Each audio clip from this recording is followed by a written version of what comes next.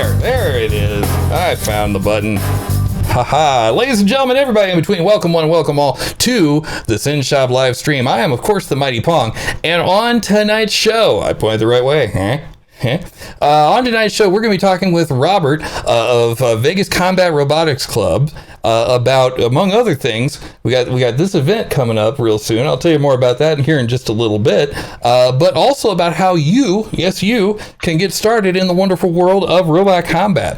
Now, this all is done on behalf of the SYN Shop. I'll tell you more about them later on, but you can go to synshop.org for more information on the shop. But let's get right into it. Robert, welcome. Hey. How's it going? It's going well. Absolutely wonderful. So I guess first things first, for those that are just catching you on the stream for the first time, this is you're returning champion at this point. I think you've been on 3 times, I think it is. Yeah, this is the 3rd time. Yeah, awesome. Okay, so you're from Vegas Combat Robotics. Can you tell us a little bit about Vegas Combat Robotics? Who they are, what they do, all that. Go ahead. So Vegas Combat Robotics started just to get a group of people building robots out in Vegas. It started with me and Jeff, and then we started getting a few more builders, and right now I think we have 6 of them out here. And we put on events to compete, to fight these robots, which is a lot of fun. Absolutely. And, yeah. So now you guys have kind of been out of commission for the past year, right? So this next event that's coming up is going to be kind of like you're back in action. Yeah. So we were going to do an event literally the week before shutdown the week shutdown happened, and it got canceled. That was really rough. Yeah. So actually, that's kind of why we named it Robot Resurrection. It was, we're bringing it back after COVID. Very cool. Yeah, so the event is called Robot Rumble Resurrection, and that's going to be happening at 7:30 p.m. Pacific, of course, on July the 2nd, and that's at Millennial Fandom in fabulous Las Vegas. I got that right? Yeah, that's correct. Okay, cool. Let's see. I've got a link to, if anybody is interested in going to that, I've got a link for that right there. I just threw it up into chat, so you can go there and check that out. And I lost all my stuff. There it is. Okay, so this is you've had 3 events there, right? Or no, this is going to be your 3rd.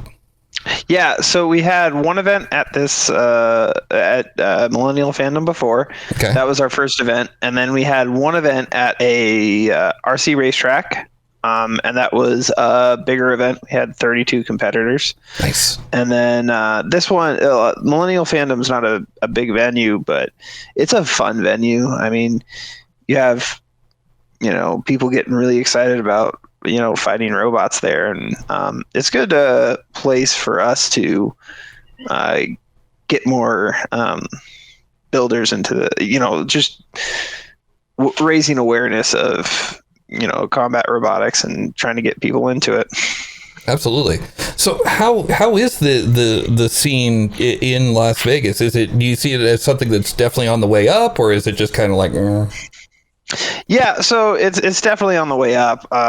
We picked up actually a lot of people over COVID. Before we were running about 4 people. Actually, yeah, now that I think about it, it's more like 8 people.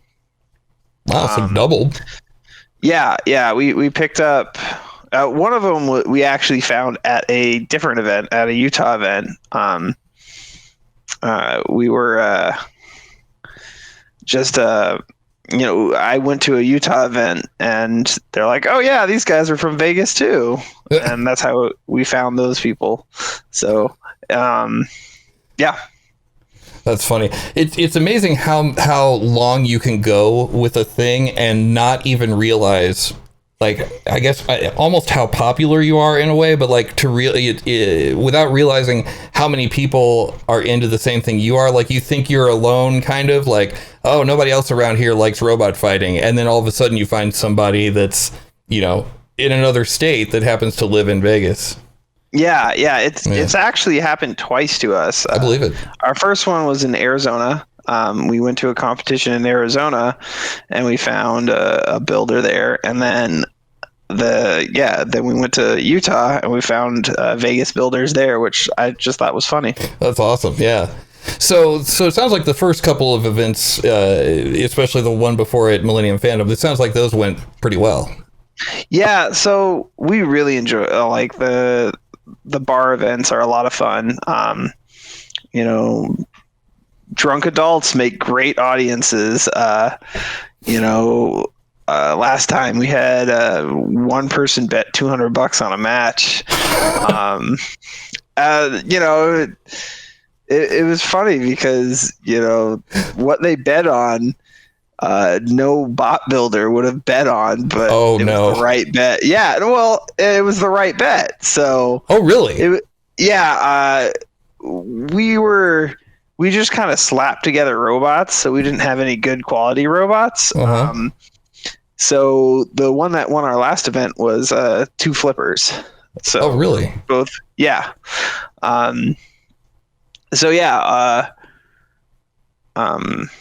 Yeah, that was interesting to see, people that don't know anything about, combat robotics betting on these matches. Yes, that's interesting. Yeah. So how often do you think that you'll be having these going forward? Is it going to be a regular occurrence or? Yeah, so we're still trying to figure that out. I'm thinking probably 2 bar events a year and then 2 big events a year. Okay. The big events are nice because we can bring in people younger than 21. That's one of the issues with the bar events is we actually have we have 3 builders that are under 21, so they can't go to this event. Oh yeah, that's unfortunate. Well, you never know. There may be a place where you could have all ages at. I'm just saying, maybe. Yeah. It's currently in the middle of renovation. I'm not saying anything at all. I haven't said a word. How did that get there? That's completely. That's. I'm sorry about that. Oh man. Yeah. It's totally. I don't know how that happened. Okay. Anyway, so now one thing that's really cool about this event, though, is you've got a really interesting setup for the rules, like how the matches are supposed to be scheduled. Can you walk through that? Yeah, so most of the time events are run as double eliminations. So you go through the winner's bracket if you win all your matches, but you can lose a match and then go through the loser's bracket and then win the event if you win all your matches after that. Right. Which it's really good for being very super competitive and stuff like that, and being as fair as you can get without having a bazillion matches. But one of the things we did just a mini event,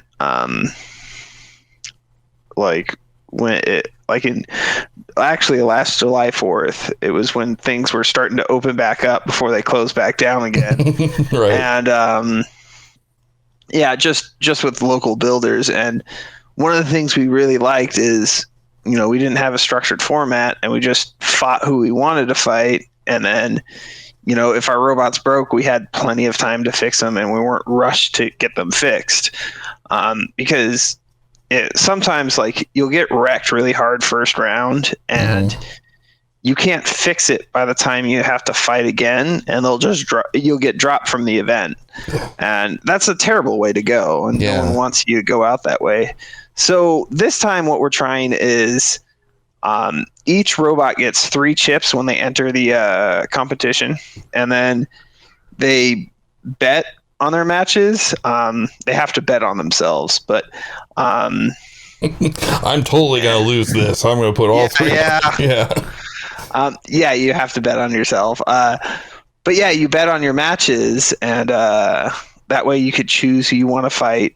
Because there's been times where, people fly out to these events and then they fight their next door neighbor, which is, you don't want to do that. You want to fight someone else. Right.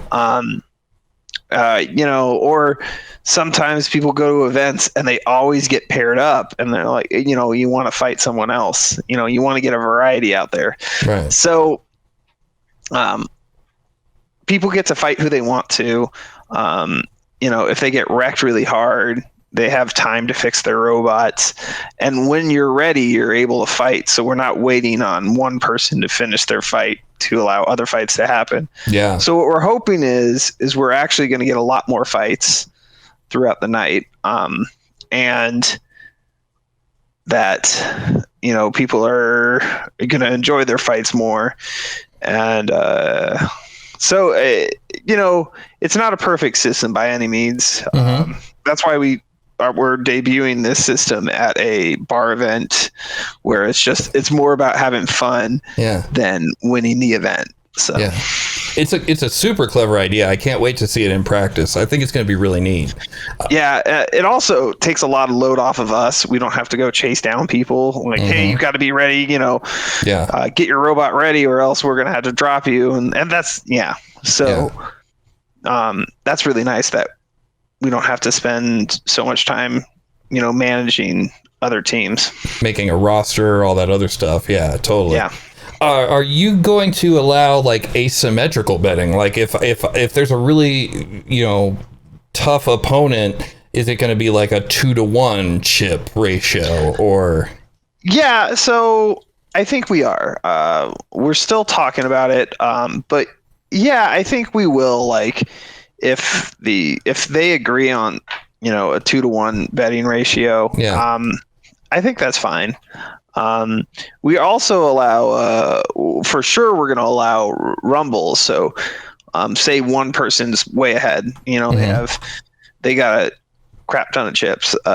So everybody else can fight each other and they can have one giant pot of chips to try to catch up and stuff like that, which I've always wanted rumbles to be part of the competition. So I guess the example would be like if you were going up against, let's say, 3 other robots, then they all put in 1 chip, and so if you won, you would get 3. Or I guess whoever wins that would get 3 chips in addition to their own. It would be a free for all. So it would be. Wow. Yeah, everyone going after everybody, and it's something that usually happens at events anyways. But rumbles are a lot of fun, and it allows for like special rule systems. So, if someone wants to do a team match, you could do team matches, and it's just a really flexible system. And again, it wouldn't work in a super competitive situation because you would have people like, oh, okay, we'll all rumble, and I'll have like 50 other teams that are under me and they'll all lose and then I can win the event without fighting anybody serious. Oh. So, you can totally wreck this whole system. But again, that's why we're not going to do it at serious events. We're just going to do it at, fun events that are meant to, are meant to entertain and just be fun for the builders. Awesome. So for those of you just checking in here, we are talking with Robert from Team VCR, Vegas Combat Robotics. Also, well, not Team VCR, but from Vegas Combat Robotics, aka Team Jackpot from last season of Battlebots. So these are not, we are not talking, according to the chat here, we are not talking Skynet or getting cold drinks and beef jerky from the kitchen. No. We are talking some serious robot rear end removal. There you go. Alliteration. All right, so now, so that event is coming up. If you are in Las Vegas, that's going to be on July the 2nd at Millennium Fandom. I threw the link in the chat earlier, but just in case you missed it, here it is one more time. So check that out. And now, if you're not in the Vegas area, if you're like, man, I live in the other part of the world, I can't go see that. Wrong. Right here at that time at 7. It's at 7:30, right? I think that's what, yeah. At 7. It's Yeah. at 7. Right here at 7 o'clock, instead of the normal 7:30, this show right here is going to be broadcasting that live, assuming all the stuff I bought works. I have spared no credit history to provide you the no, we are going to be streaming that show live, and I'm thinking it's going to be pretty cool. I got a sport coat. That's how legit this is. I have a sport coat for the first time in my life. Okay, anyway. All right, so we got a little bit of footage to show. Now, this is not from a major thing. You want to give us some background about what we're going to see here? Yeah, so the footage you're about to see comes from like a mini event we had. It was more just to like, we were testing out some ideas for robots, and just kind of knocking off the dust after being out of it for a year. Sure. All right. Well, here, let's see this here, and let's see. I don't know if it's going to be ridiculously loud or not. Let's see. That's probably ridiculously loud. There you go. My camera fell down, so. These things happen. Yeah. So this is Playgraph. Now you're Playgraph there in the lower left, right? Yeah. So this is Playgraph versus Smokescreen. So Playgraph, I did a O-ring belt system. Okay. And I thought it was going to work a lot better than it did. It was really struggling to drive here. So what I'm attempting to do is keep my spinner facing Smokescreen. Mm-hmm. After that first hit, he knocked you off the camera. There you go. Yeah, put into the corner, and then right here my weapon broke, and after that I'm just this robot was really designed for, you have the weapon spinning and the opponent has to try to get around the weapon. Mm-hmm. I was trying a few different experimental like ways to assemble weapons and stuff like that. And it obviously didn't work. So my tip speed, so the RPMs of my spinner was a lot slower than Smokescreen. Mm-hmm. So when we came in, he was spinning faster and clipped my weapon, and he got the better exchange out of that. After that, the robot was really struggling. Now that's what a lot of those are like. Actually, is the we'll go ahead and go through this one more time here. But that's what a lot of these are like, isn't it?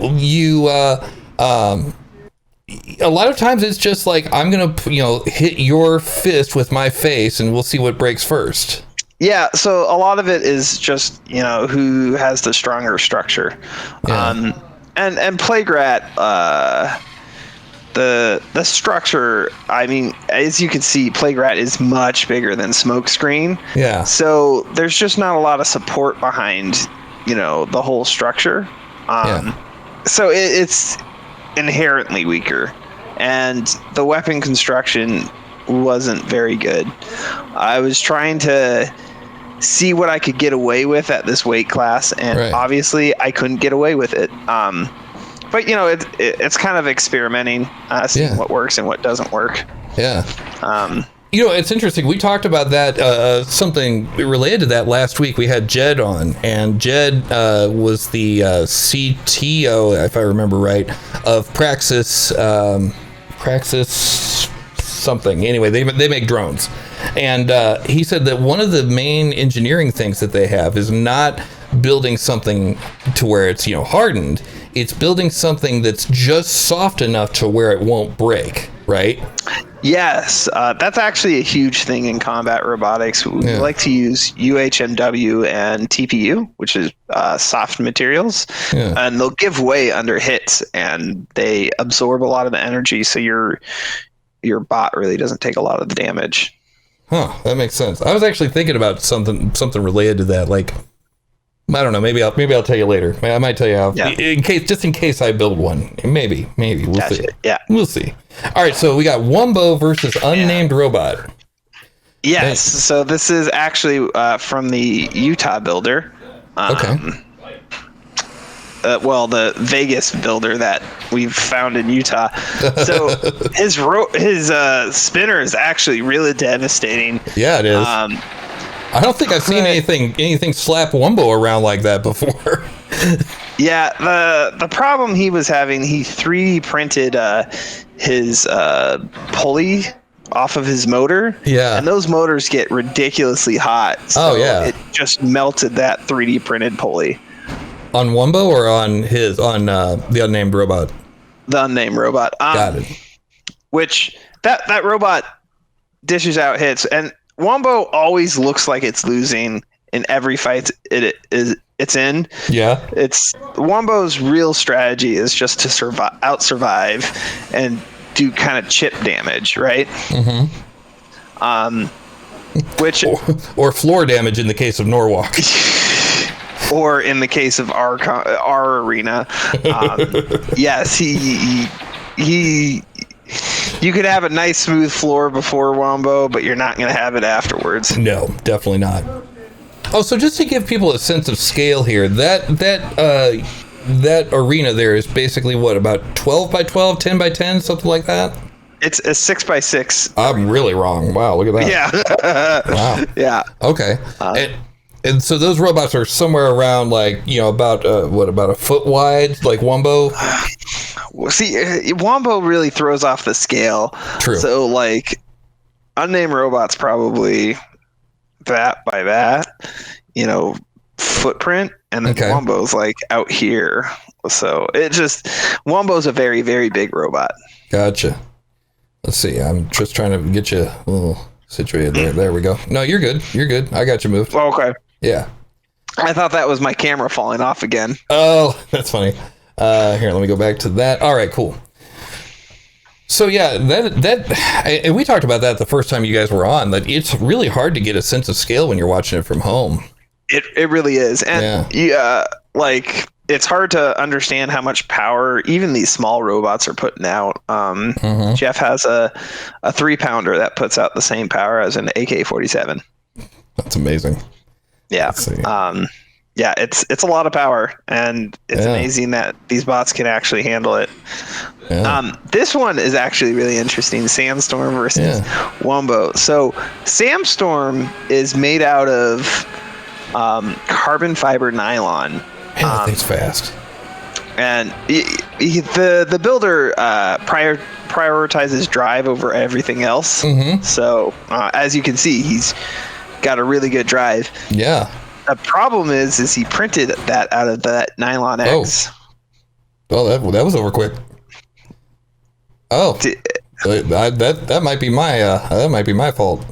Okay, so I think you could actually see it in this frame. Yeah. The weapon got just knocked off. Nylon X is actually pretty brittle compared to TPU or straight bridge nylon. So he learned Nylon X is that's not the way to go. It's not the way. No, it just shatters too easily. Oh, it has a lot of structural strength. Just it can't take those hits. Right. So then it looks like you and Smokescreen did a rematch. Let's see. Yeah. So I reassemble. After that, I reassembled the weapon. I hardened the weapon. So yeah, and he comes in and smacks me. Yeah. So that first hit. My motor is that little black thing on the side of the robot, and he smacked that motor. Oh. Dented it in so it couldn't spin. So you have your motor exposed? Yes. Oh, well, okay.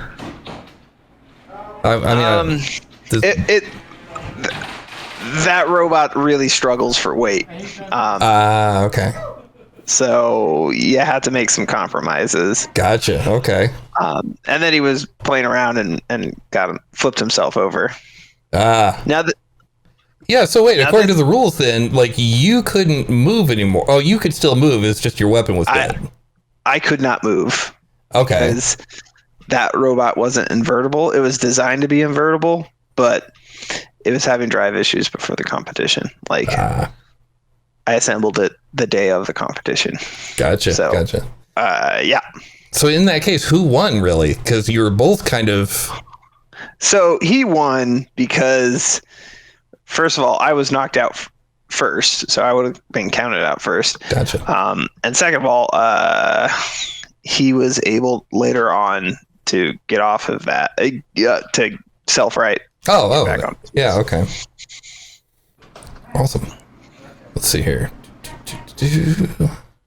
We got Wumbo versus Wildcard. Yeah, so this is interesting. So there's going to be on the screen here in just a second. It's a multi-bot, right? Yeah. So that part of Wildcard you see right there, the vertical spinner, is actually mine, and that was actually testing magnet wheels, which actually worked pretty well. But if you go back to that hit with Wumbo, yeah. So right there, he destabilizes me. Yeah. And the weapon starts hitting the ground. So I start bouncing. And if you could get that frame where we hit each other, all right, me and the other half of Wildcard, he had a removable link. And I took out his removable link, and he took off my tire. So man. We KO'd each other in the same exact hit. Oh, okay. So you killed the link and he killed your wheel. Yeah. And you were both done. Oh, wow. Yeah. So that was unfortunate. And then there's a piece that goes flying out of Wumbo. That's awesome. Yeah. That was a fun robot. With multi-bots, that's always the risk you have is them taking out each other. And yeah. The robots we particularly designed were very chaotic as it was. So it was, at first it was a very unlucky hit, but It was bound to happen that we were going to intersect at some point. Yeah. So I wanted to ask you about this, actually. Let's see if I can get that back up on the screen. I don't know. Yeah, there we go. Cool. Any of these is fine. Yeah. So this meta right now, right, of the robot with really tall floppy wheels and a either vertical or in this case horizontal spinner, that seems to be the thing right now. Like it's so four-wheel drive egg beaters are actually the thing right now. So really? Egg beaters being essentially like a square cutout. Yeah. Kind of thing. Yeah. So, like Plague-Rat was, except, reasonably sized, not stupidly sized. Those big wheels are really tough to do. Yeah. And it's really uncomfortable to do because when you build them, it looks like you have no armor on this robot. Mm-hmm. And the whole point of this robot is to try to stay alive as long as possible. Right. And so it's very uncomfortable to design that and be like, okay, I'm going with this, yeah. So you basically have to throw most of your armor overboard in order to basically be tall, essentially. Yeah. So a lot of weight just goes into being tall, and that's it. Right. And then your weapon's not as big, and your drive is absolutely terrible. Mm-hmm. He can kind of move. It's not in a really controlled direction. Right. Yeah. It's enough to not get count out. So it's a very uncomfortable robot. Those are very uncomfortable robots to build, because it flies in the face of pretty much every other robot design of trying to hit the you have this triangle of how much weight you want to dedicate to weapon, how much weight you want to dedicate to armor, and how much weight you want to dedicate to drive. Yeah. And these big wheel robots just don't care about any of that. And yeah. It's really weird to build. It's kind of funny to me, like how much of it is like what you said, exactly the opposite of what the of what the expected build would be like. In other words, you think, oh, I got to build this thing tough. I got to have armor plating. I got to have this and blah blah blah blah blah. And here comes Wumbo and Huge and all those with big floppy plastic wheels. Yeah, so actually, this is a great example of why verts don't necessarily do very well. If you go back into the first exchange, and it looks like a really good hit, but most of that energy goes into throwing Wombo, not actually doing damage to Wombo. Oh, that's an interesting point. Yeah. So, the wheels act as shock absorbers when it comes down. Mm-hmm. It's a very weird robot system, but it's found success. One of the more successful robots at Norwalk is a big wheel design. It's a hammer saw big wheel.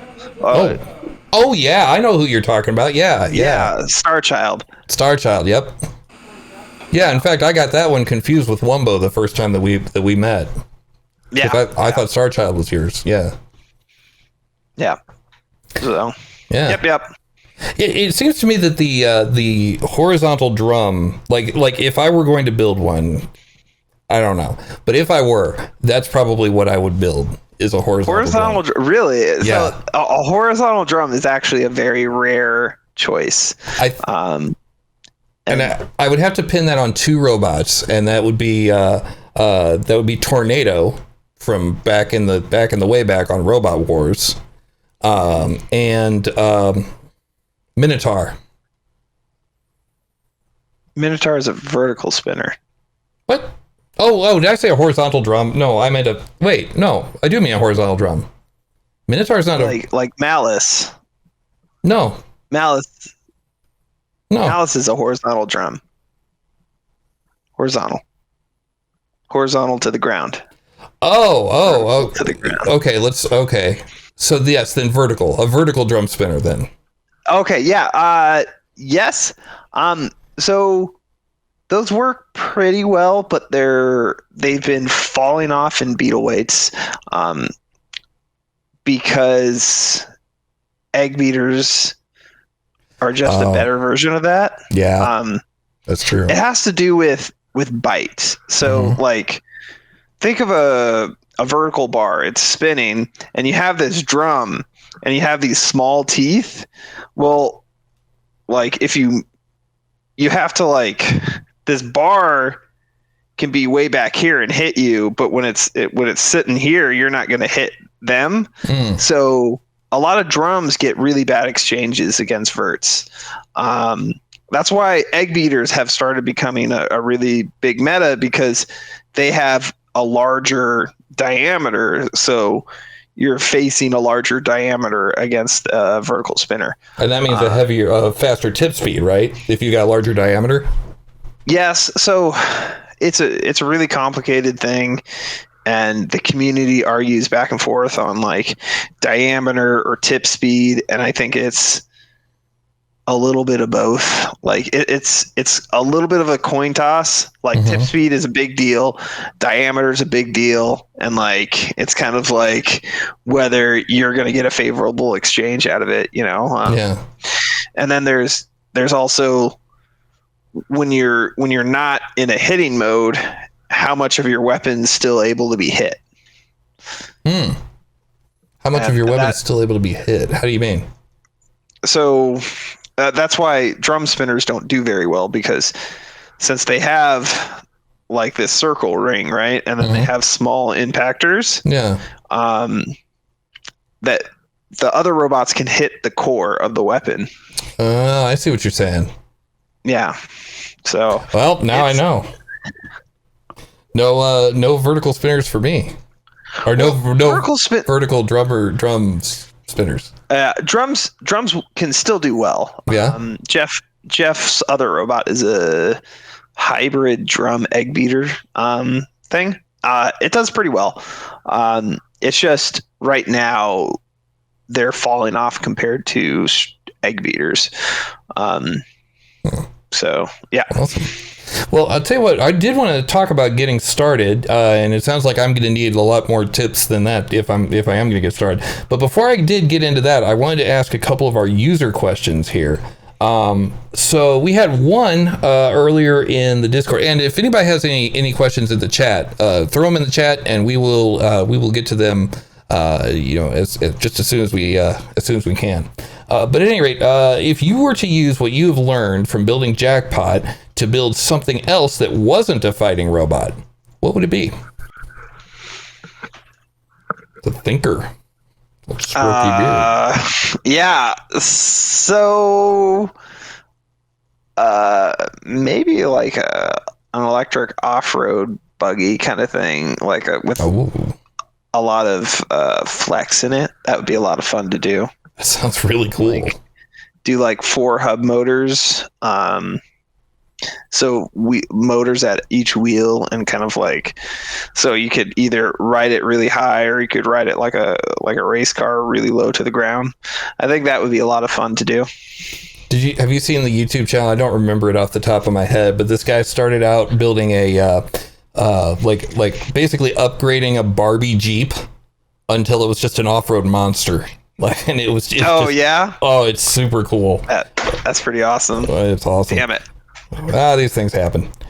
So let's see. Did you have something on that, or? No. Go ahead. Okay. So let's see. Next question. As a weapons operator, what goes through your mind during a battle? What are you trying to avoid, and what are you trying to succeed in?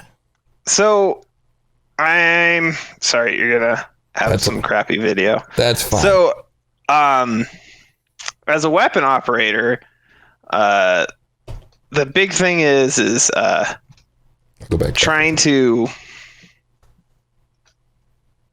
stay. Yeah. There you go. I have to put like a warning on here. Desert Road Racing says Richard in the chat. There you go. Yeah, that would be fun. That'd be cool. So as a weapons operator for Jackpot specifically, what I'm trying to do is, so with vertical spinners, when you drive around, you have gyro. And what I'm trying to do is keep it so we can maneuver the robot, and then so we can get into position, and then I'll spin it up as fast as I can. Admittedly, last year there wasn't. So Jackpot had a lot of trouble driving last year. So we had to do these. We had to do these wide arcing turns. Mm-hmm. So gyro wasn't such a big deal. So I could just peg it a little bit harder than, if we had a robot that can like turn on a dime. Let's see if I can find it. I think I have a video from the last time you guys were on. I think it's okay for me to show. I'm pretty sure. Let's see if I can find that. But you were saying you had to turn more on that one than you would normally. So it didn't have enough torque to really 0-point turn. Okay.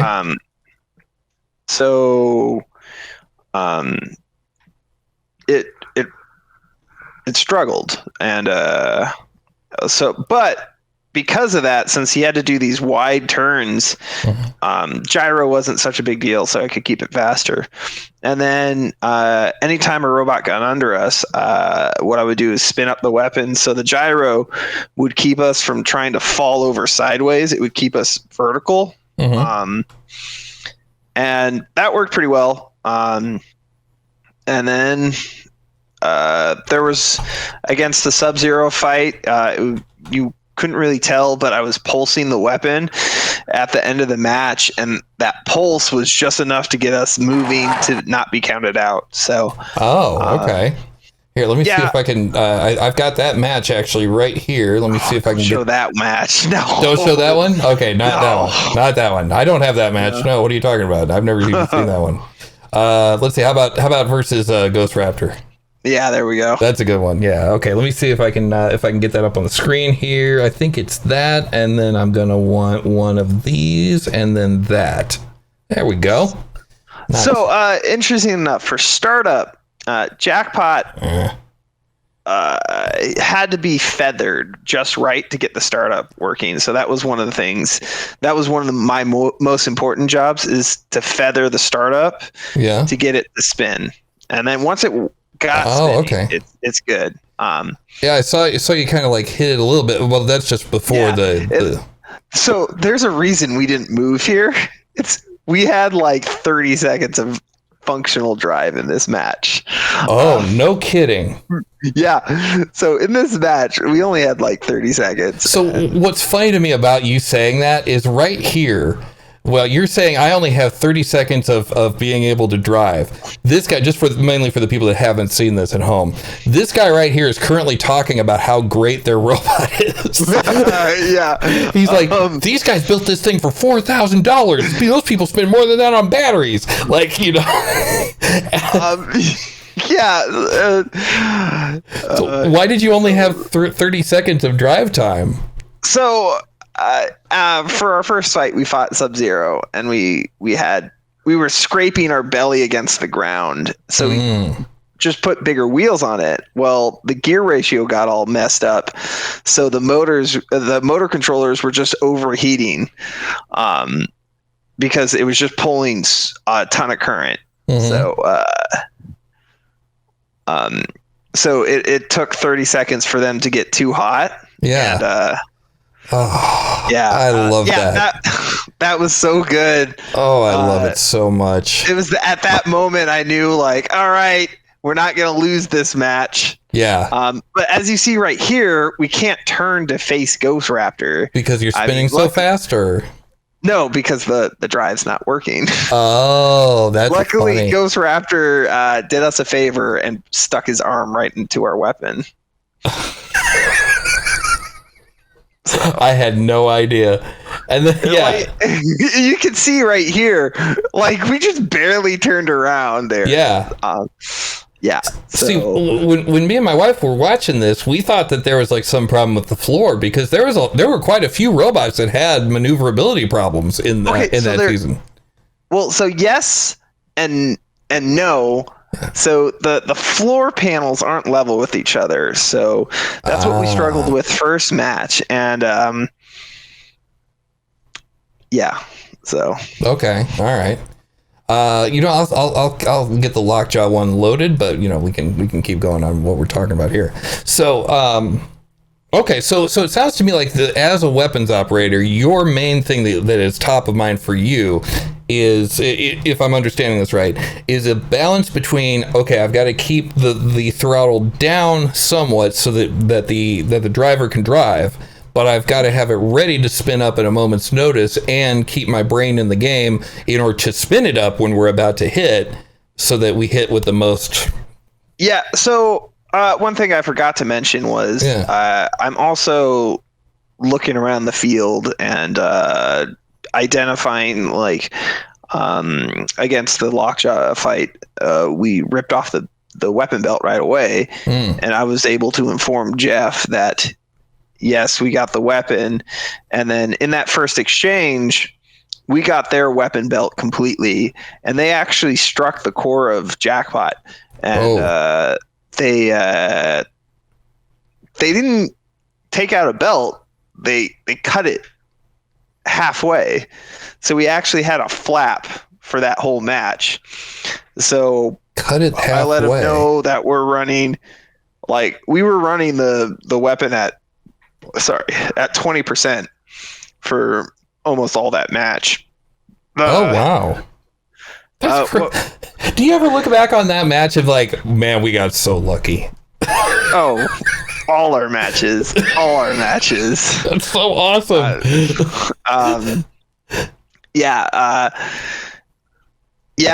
We got really lucky last season. Sub-Zero, I mean, that was pure luck that they broke down. Ghost Raptor was a particularly good robot for us. And then Lockjaw was another particularly good robot for us because with Jackpot's super long blades, it does really well against verts, other verts. And then we got Rotator, and Rotator was a very bad one for us. We had a wedge, but since he had those forks, we couldn't run him on the front because the wedge would have been fed up into our weapon. So, Rotator is a big thing in combat robotics. Absolutely. Okay, how are we going to talk about the fight versus Lockjaw and not show the fight versus Lockjaw? We got to do it. We have to.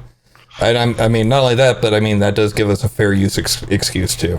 So so we'll do that. So this is the one that you were just talking about here. So our plan was just like from the beginning, we're going to go weapon to weapon and hope we get the better exchange. I want to ask you real quick though. Wait, sorry, I don't mean to cut you off here. You hold up the poker chip. What was that? So I don't know why they didn't show it, but like we did a like different.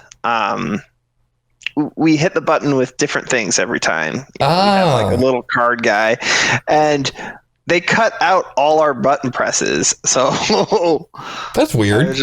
I don't know why. Oh, you know, I almost wonder if it's a goofy face while I was hitting the button. No. I don't know. I'll bet you what it is. It might have to do with gambling. They might not be able to show anything to do with gambling because Discovery's owned by ABC, which is owned by Disney. Yeah, so that might be it. That first hit, we took out their weapon belt. But you said that they actually curled up something of yours? Yeah, so they hit the belt on our weapon, but we have two belts, and they didn't cut it all the way. They only cut part of it. Okay.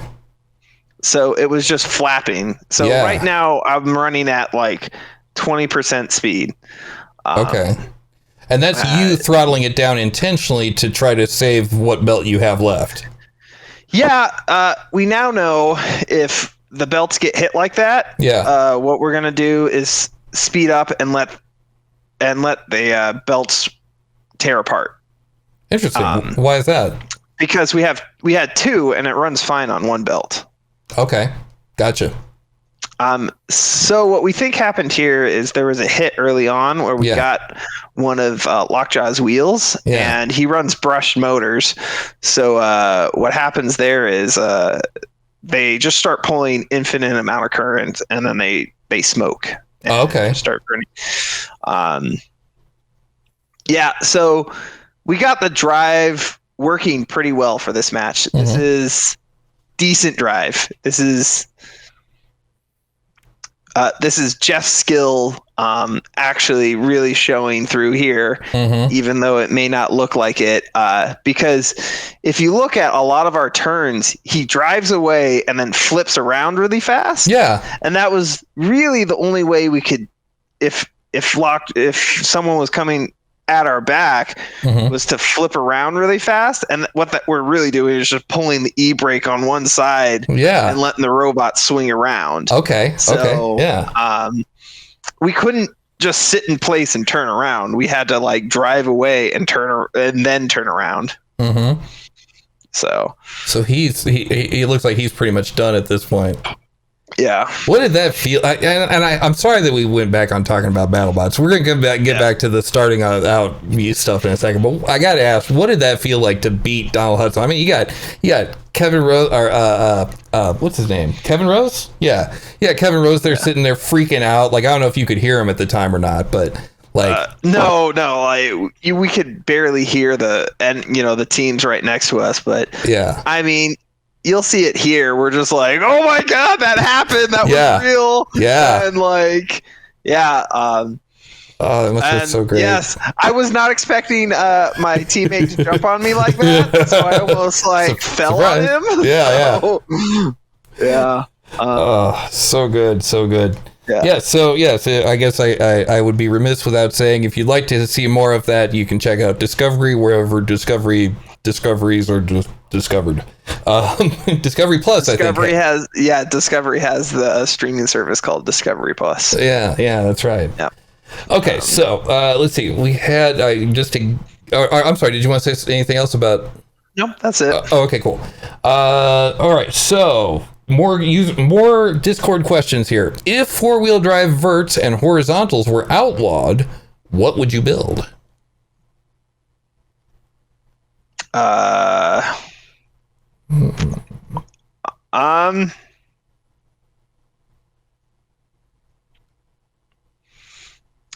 Well, it depends on what you mean by four-wheel drive verts, or like, because two-wheel drive verts are really successful, but hammer saws are a lot of fun. That's actually what one of the robots I build now for the little bots.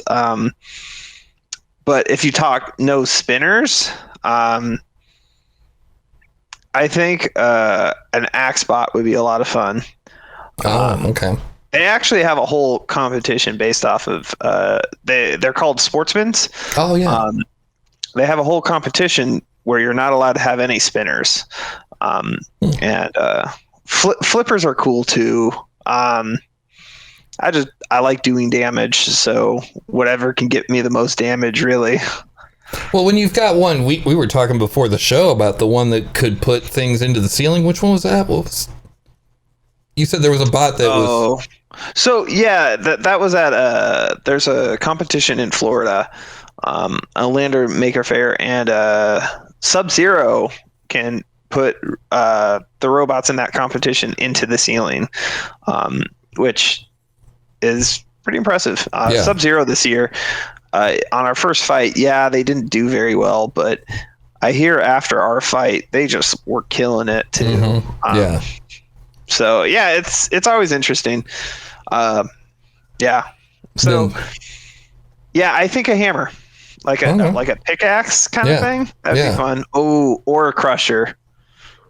Yeah, if I were to do a sportsman robot, it would be a crusher for sure. Now that I think about it. Yeah. Because you crushers do the worst kind of damage, because it's not only like, first of all, you get into the vulnerable components, but second of all, crushers work really slowly. So you start the crush and they just have to watch because they can't get out of the crush. So it might take, like, you have a 10-second pin time. It might take 5 seconds to bring the pincer all the way down. Oh, God. And they just have to watch it the whole entire time. And they're like, there ain't a damn thing I can do about this. We just got to take it. Wow. Yeah. Yeah. You feel kind of like Huge in the corner with... Yeah, very much so. You can't, I just got to stay here. Oh, all right. Let's see. Okay. You know what? Actually, so I'm going to come back to the next one. Because this is kind of a corollary to the last one. Are flames worth it? Somebody in our Discord earlier said, I feel they just don't do enough damage, and now is a weak point. So actually, flames are very effective. It's just you don't visually see the damage. They're not going to burn down a robot, but a lot of robots, including ours, had heat issues where the ESCs get hot, the motors get hot, and flames just exacerbate that problem. So there have been a lot of matches won because of flamethrowers. It's just there's no outward visual display of that. Okay. Yeah. I mean, usually the first sign you see that it worked is that there's, smoke pouring out of the robot, but it took some doing to get to that point. That's usually not even what you see first. The first signs you'll see is their drive is a little wonky, or they're having trouble spinning up. And that's the real indicator on whether a fire weapon's actually doing anything. And which they totally do. We use ESCs that, a lot of times we buy as cheap as ESCs as we can get because they're really expensive. Yeah. And they're meant to have high airflow on them, but we stick them in these contained boxes, and, there's just not a lot of, thermal mass for them to dump their heat in. And then you start heating up everything around it. It just makes it so much worse. Oh wow, interesting. Okay. So it sounds to me like it. So who's the who's got the worst? Like, you know, if you're going up against a robot with a flamethrower, who's the one you don't want to fight against? I think I know which one it would be. I was going to say that. Totally going to say Gruff. I mean, so they have rules about how long the flames can be and stuff like that. Yeah. But no one follows them. Like Gruff has an absolute Gruff has an absolutely ridiculous flamethrower. And then, like, if you look at free shippings from the year before, 2019, like that flamethrower is like 8 feet across the, like, it's just this gigantic flamethrower. And like, yeah. And doesn't Gruff have his in kind of like a torch format or something like that? I noticed the flame is all pointed, kind of like a butane torch. So he has nozzles with holes behind them, so they pulls in air, so it's a lot hotter. One thing I don't like about how Gruff implements it is their flamethrowers sit on top of their robots. So yes, they're heating you, but they're also heating their own robot while they do it. They are heating their own robot. Yes, because if they're sitting on top, how are they heating themselves? Well, the flames are on top of the robot. Oh, they're shooting over the top of the robot. I see what you're saying, right? Yeah. And they've lost a match because of that. They burnt themselves up. Yeah. How do they negate that? I guess it sounds like they don't. No, they don't. Oh, okay. All right. They have a lot of metal. Okay. Yeah. Yeah. How do you solve that? Well, we solve it by catching on fire, you know. Yeah. Yeah. So, all right, last question, then we'll get into the how to start robots here. Let's see. I asked that one. What is your favorite BattleBot from the Discord? So, I'm assuming they mean that isn't Jackpot. I have a lot of favorites. Like it's really hard to choose just one, but Valkyrie's a lot of fun. Man, they got such a raw deal. That's the robot that ended up on their backside, right? Pointing straight up. No, that's Malice. That was Malice. Yes. Yeah. I really like Valkyrie. Yeah. I also really like Uppercut. Uppercut last year was just insane. Phenomenal. Yeah. And then Sawblaze is really cool. And then this is not a popular robot, but Captain Shredderator, if they can ever get that thing not to catch on fire, it is an absolutely devastating robot. We got to see him in the test arena, and part of the reason it doesn't look like it does do a lot of damage is because, like, when it hits something, it just rips that off, and it doesn't slow down the shell at all. Like, unlike a lot of robots where they transfer the energy and both robots go flying, Captain Shredderator just like goes straight through the other robot. Yeah. But like, it's really hard to see that until like you go afterwards, and there's literally holes through people's wedges. Wow. Captain Shredderator, I think if they could not catch on fire, and I really think they used to have electromagnets, but they kept on so they use essentially switches to turn them on, and they would just weld the switch on so they couldn't move. Like accidentally, you're saying? Yeah, it was a failure mode. Right. I think if instead they just use permanent magnets just to add a base weight, not to like, I'm going to be super strong now. Oh, wait, never mind. Super strong. I think they would do very, very well. I think they have a new brushless robot, which they showed him. They got running into the test box, and that thing's absolutely devastating. And I was very sad that they actually didn't run it in the competition. Oh, weird. Do you know why they didn't? So Brian Nave really likes. He's been a builder for a very long time. Yeah. And it's a proven system. So he's not completely sold on brushless, but hopefully next year that's not the case. Interesting. What's the argument for a brushed motor versus brushless?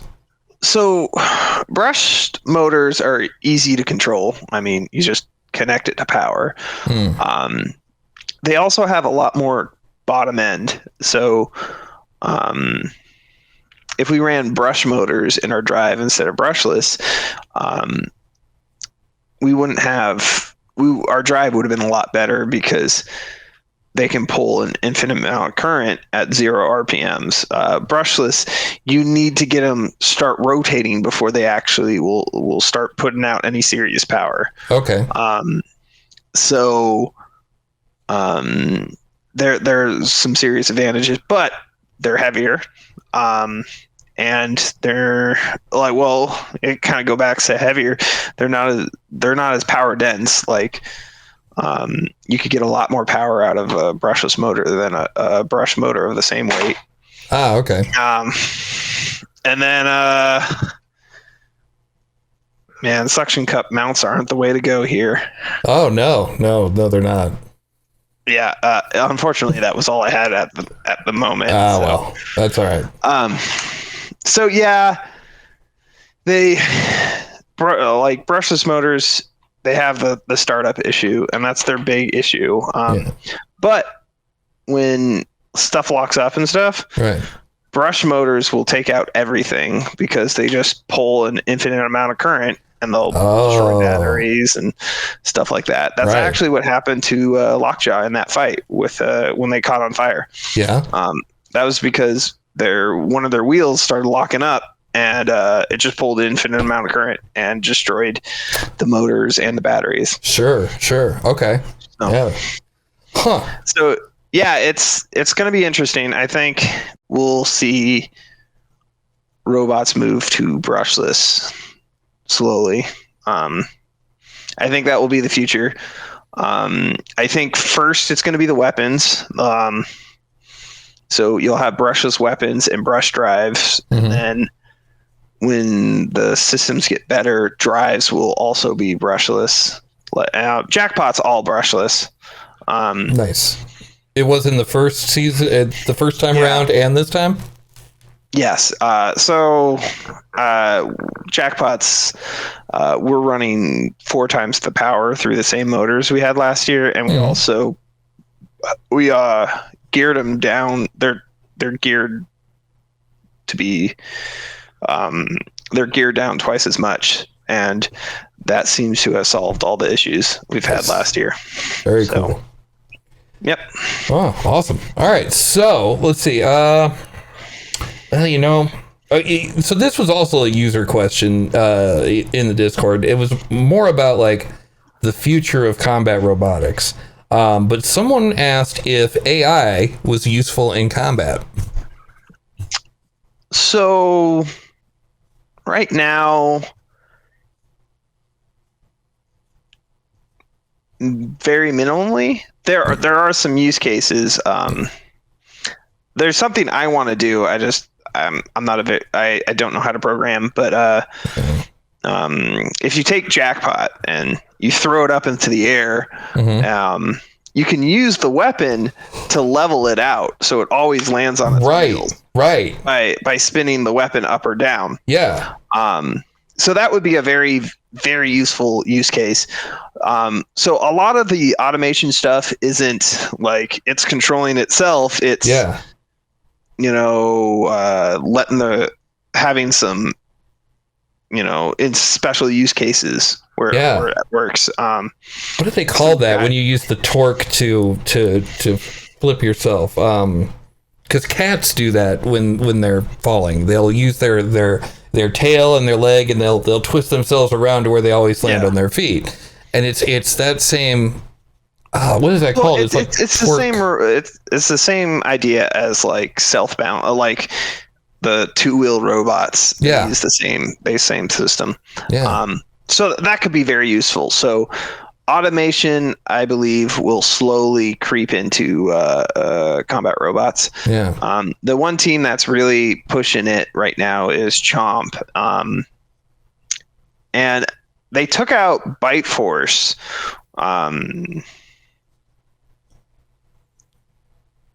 2007? That sounds early. Yes. I'm not sure. 2007. Was it? Yeah, 2007. Yeah, because Bite Force won 2008 and 2017. Because Bite Force won 2018 and 19. See. So they took out the belt using special imaging, fancy processing stuff. So the robot would fire the weapon whenever it thought it had a shot at the belt, and they took out the belt and they won the match. So I think that might be it right there that we just saw. Yep, yeah. That's it. So they had image processing on that robot, and it apparently was able to determine when was the best time to shoot that hammer to take out the belt. Wow. So I never really gave it that much credit at the time. I didn't really think that Chomp was all that awesome, but now that I understand like some of the stuff behind it, that's amazing. Like, so I feel Chomp's design, I'm not impressed with Chomp's physical design, but their programming stuff is incredible. Yeah. So for automation, Chomp's the one to look towards. Yeah. Yeah, I remember this match. That was a long time ago. Yeah. Man, you and that camera, man. I got a couple around here I can send you, man. Like we can. I have one. I just don't have. I need the special clip-in thing. The other one work. It's like on a vice grip kind of thing. So. Freaking GoPros, man! I tell you. But yeah. So man, that idea about the self-righting in midair thing, that's just amazing. That is a super clever idea. Yeah, it's possible to do. I mean, yeah. So something like this could actually, like, why he's not moving could be because of fire. Interesting. Okay. Because, but yeah. So automation will eventually become like robots will drive themselves, but yeah, that's pretty far away. Now, I have seen those sumo matches where those things, in the blink of an eye, they push each other out of the ring. Have you seen those? Yes. So the arena is specifically designed for automated robots, though. Yeah. So they have the cliff, and then they have that white ring that lets the robots know they're getting close to the edge. Right. And then, if you notice, there's nothing vertically around them. Right. So they could use like sonar sensors to be like, oh, so if they get a reflection, they know that's a robot. The problem is in combat robots, you have glass, you have the walls and stuff like that. So you get a lot of false, readings, and you have to try to understand that's a wall, not a robot. Yeah. But I'll tell you, as fast as it's advancing, it would not surprise me at all if we saw that, within the next 5-10 years, if we saw an automated combat robot. Unfortunately, a lot of the builders are very mechanically inclined and not very program heavy skills. Yeah. So, yes, there's a huge opportunity for it. Unfortunately, Battlebots doesn't bring in people that have the skill to actually, do that kind of work.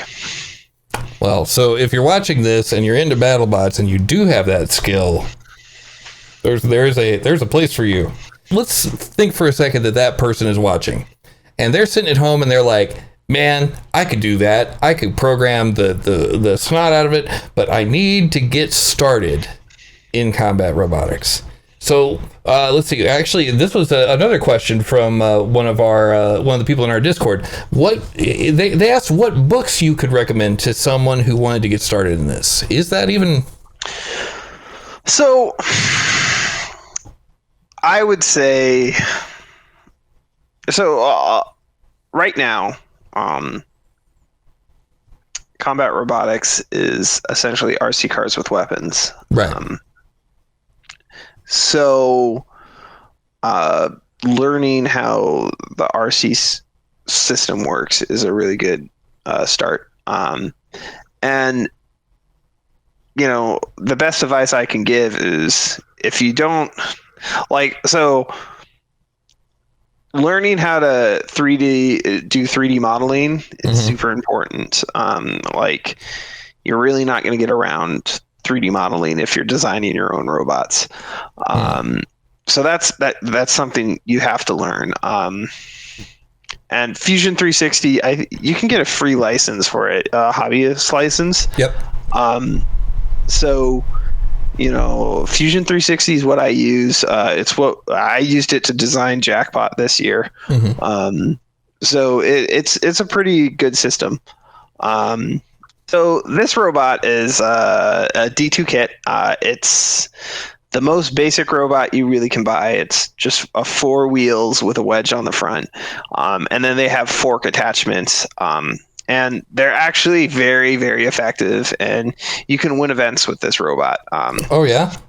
Yes. And then, the community has a love-hate relationship with them. It's an easy way to get people into the competition, and since they can win, matches,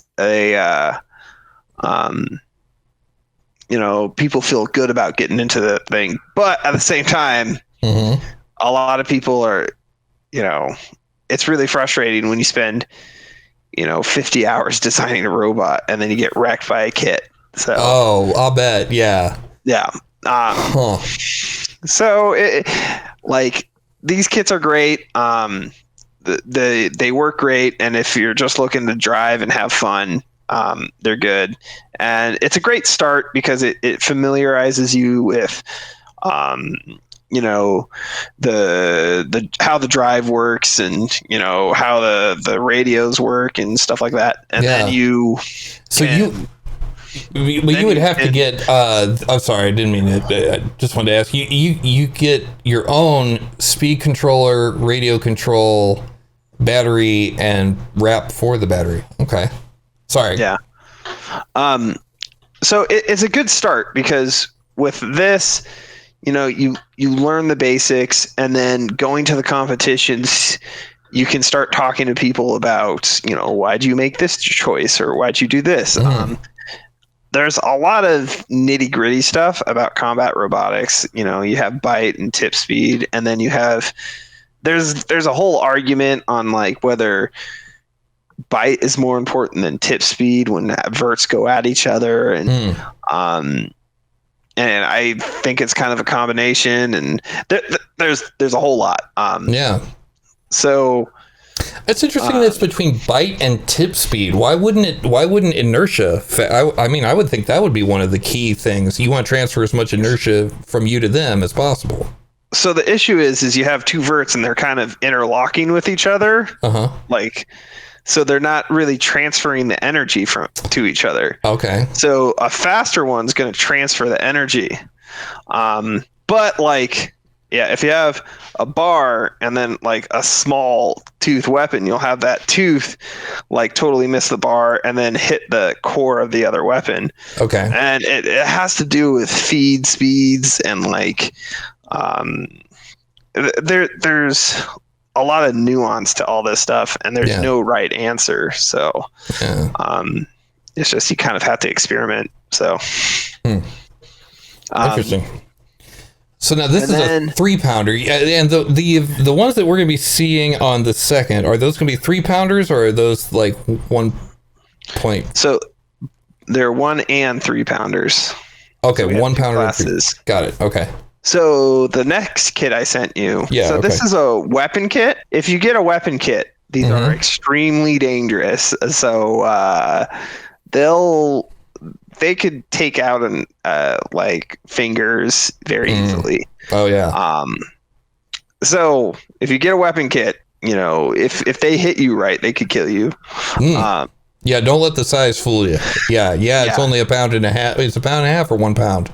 These are 3 pounders. Oh, these are 3 pound. Okay, yeah. It's only 3 pounds, but that's 3 pounds spinning very, very fast, and it'll hurt. Yeah, we're talking, some of these bots are spinning at 500 miles an hour. Yeah, you don't want that. It will not tickle, I promise.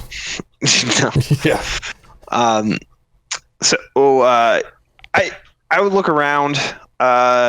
Getting a kit's probably the way to go for most of the people that are new. Mm-hmm. And then joining the Facebook group, Combat Robotics. Yeah, joining that group, you can ask questions. People are very nice there. I mean, if you start spamming questions left and right, they're not going to put up with it. But this is a lot of BattleBot people are here. All the BattleBot people are on this group, and this is where you see people testing out new designs. And whenever anybody finishes a design, they introduce it to the community. It's really cool. That is about the end of the show. Now, again, just for the people just tuning in, there is going to be a live event. We are going to be broadcasting live. This is the Robot Fight Night Resurrection. That is going to be on Friday, July the 2nd, at Millennium Fandom, which is downtown Las Vegas, and it's going to be a hoot and a holler. There's going to be the 1 pound and the 3 pounds there, right? Yep, that's correct. Awesome. And if someone wants to know more about that, Millennium Rules, I've never been there. I've been here 6 or 7 years now. I still have not been there, so this will be my first time there, and I am all greased up and ready to wrestle. It's going to be great. I can't wait. If you want to check out the event, if you're in town, definitely go down to Millennium Fandom. That's going to be, like I said, in 2 weeks on Friday night. And if you're not in Vegas, then you just keep yourself right there, and you tune in right here to this channel, and we will be broadcasting it live. Well, anything else before we get out of here? I think we covered it pretty good. Awesome. Okay. How does one get a hold of VCR? Let's see, VegasCombatRobotics.com, I would imagine, would be a good place, or not. Yes. If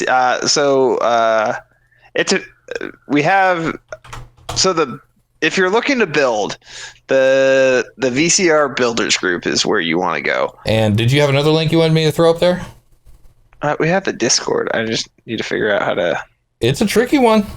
It's nowhere near as easy as going to synshop.org/Discord. That reminds me, this all is on behalf, while you're looking for that, this all is on behalf of the SYN Shop, of course. We're a makerspace in Las Vegas, Nevada, that offers you the tools and equipment that you can use in order to make whatever you can think of. Right now, we're currently closed for a big remodel thing that we got going on.